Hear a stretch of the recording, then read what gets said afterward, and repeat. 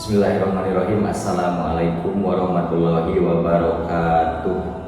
Alhamdulillahirabbil alamin. Wassalatu wassalamu ala asrofil anbiya'i wal mursalin wa ala alihi wa sahbihi ajma'in. Amma ba'd.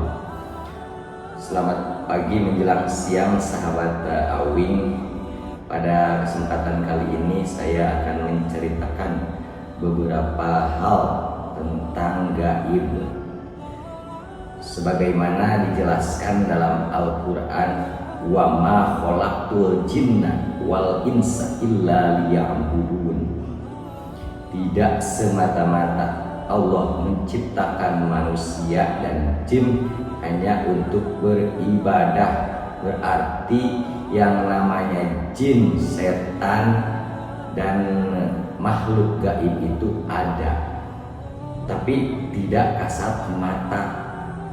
Sebenarnya di sini ada, mereka tuh ada, tapi ya namanya makhluk halus, makhluk gaib, menyatu dengan udara, tak terlihat, tidak seperti kita semua makhluk kasar ya, makhluk kasat mata.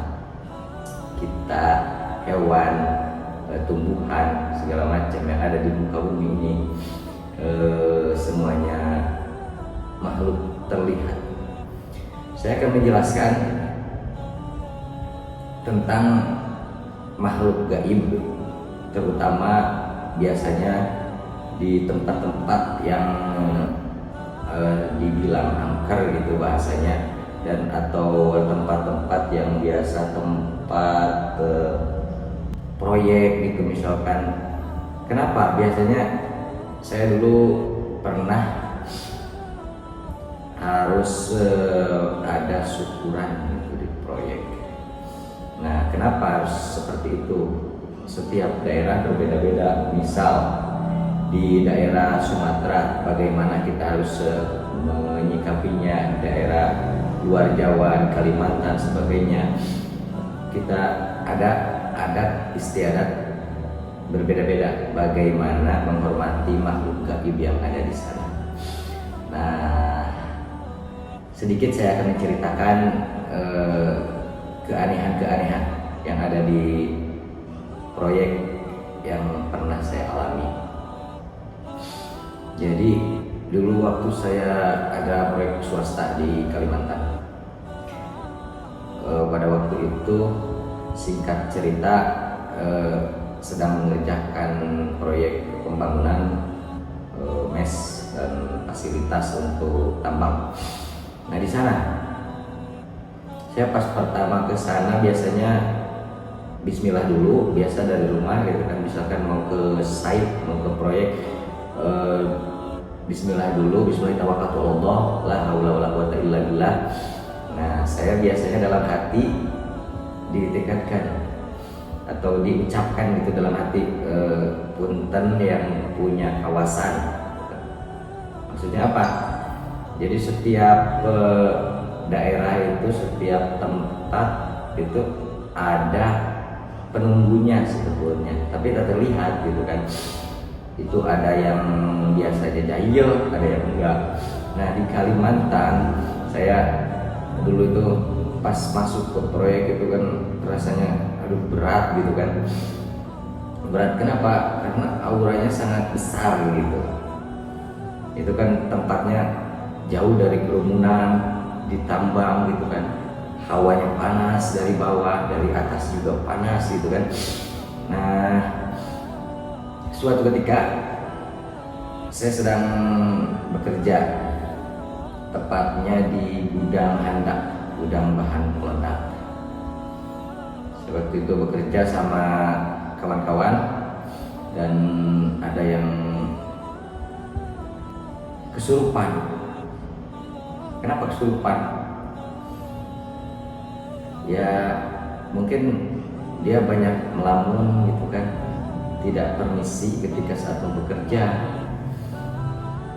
Karena penting sekali gitu, kita aja sesama manusia kalau masuk ke suatu tempat, ke suatu wilayah, itu harus permisi dulu, punten gitu kan, mohon maaf saya mau kesini, kalau ketemu misalkan sama teman atau saudara, maaf saya mau kesini gitu kan.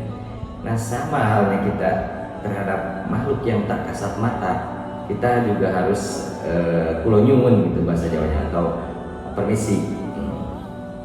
Seperti itu sahabat Awing. Nah bagaimana agar setiap pekerjaan atau kita setiap melakukan sesuatu hal itu diberi kelancaran? Nah, salah satunya seperti halnya tadi saya bekerja gitu kan, atau kawan-kawan saya bekerja, ya harus bismillah dulu lah gitu kan, hapunten gitu kan kepada yang punya kawasan gitu kan, maksudnya makhluk yang tak kasat mata. Seperti itu.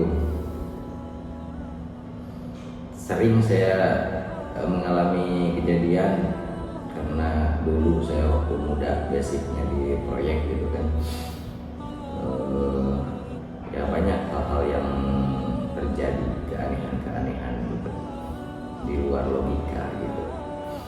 Nah sampai sekarang makanya kepada pemain-pemain proyek, kepada bos-bos proyek, setiap akan melaksanakan pekerjaan maka alangkah baiknya melakukan syukuran, menyesuaikan, tanya orang setempat, orang daerah seperti apa gitu yang harus dilakukan.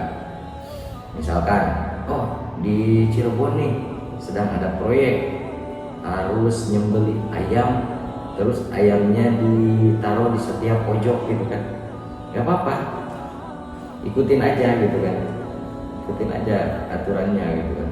Mungkin sudah kebiasaan seperti itu. Nah positifnya ya minta doa, minta kelancaran gitu setiap pekerjaan seperti itu. Dan maksudnya melakukan hal-hal seperti itu bukan berarti syirik ya, musyrik, enggak gitu juga. Yang penting kita meminta doa, meminta perlindungan tetap kepada Allah. Tapi ya kita juga harus permisi, kulo nyuwun terhadap yang ada di sekitar kita. Di sini di belakang saya ada satu, tapi nggak terlihat. Makanya setiap kita akan melakukan sesuatu, jangan sampai kosong pikiran. Selalu ingat kepada yang menciptakan, ingat kita itu hidup berdampingan sesama manusia, sesama makhluknya Allah yang lainnya. Seperti itu. Sahabat Awing yang saya hormati dan mudah-mudahan selamanya berbahagia. Apabila kita dihadapkan pada sesuatu yang di luar logika, maka alangkah baiknya kembalikan kepada Allah. Karena yang menciptakan semuanya, yang menciptakan segala sesuatu, Dia, Allah Subhanahu wa Ta'ala. Selanjutnya saya akan bercerita tentang makna bersyukur. Kenapa setiap pekerjaan yang kita lakukan itu harus semuanya disyukuri? Karena bersyukur itu indah. Bersyukur itu adalah cara kita berterima kasih terhadap Allah Subhanahu wa Ta'ala. Kita sudah diberi sehat, kita sudah diberi panca indera yang lengkap. Jangan kita kufur terhadap nikmat. Kita harusnya bersyukur bisa terlihat. Kalau gaib itu kan nggak terlihat, tapi kita juga harus menghormati semuanya. Jadi enggak setiap gaib itu kayak serem gitu, melotot matanya, gitu, enggak gitu. kita cuma membayangkan aja, oh mungkin seperti itu gitu kan. Terus katanya bisa ada yang bisa melihat. Di sini ada yang taringnya panjang, rambutnya acak-acakan, giginya tinggal 2. Saya kadang merasa gimana gitu kalau terhadap seperti itu tuh. Kok sotoy banget gitu kan. Gimana kalau dia nggak gitu? Kata apa itu? Di sini ada aura negatif, giginya panjang, ada apa ini gitu giginya. Kan marah dia nantinya. Bisa-bisa dia nggak bisa pulang gitu. Yang ngobrol seperti itu tuh. Sotoy gitu. Yang tahu bentuk fisik tak terlihat itu hanya Allah. Kalau misalkan ada orang yang sotoy gitu, saya tahu bisa melihat nih. Dia tuh botak, giginya separuh. Sotoy itu dia tuh menghayal gitu kan, membayangkan.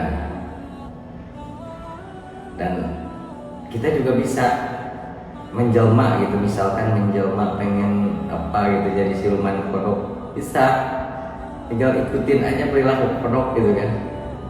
Menjelma menjadi siluman biawak bisa, bayawak gitu kalau orang Sunda bilang, kita ikutin aja perilaku bayawak gitu.